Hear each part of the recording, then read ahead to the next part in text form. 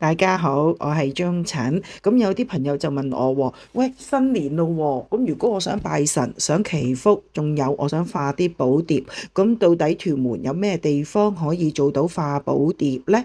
咁而家我就介紹大家咧，可以去青松觀。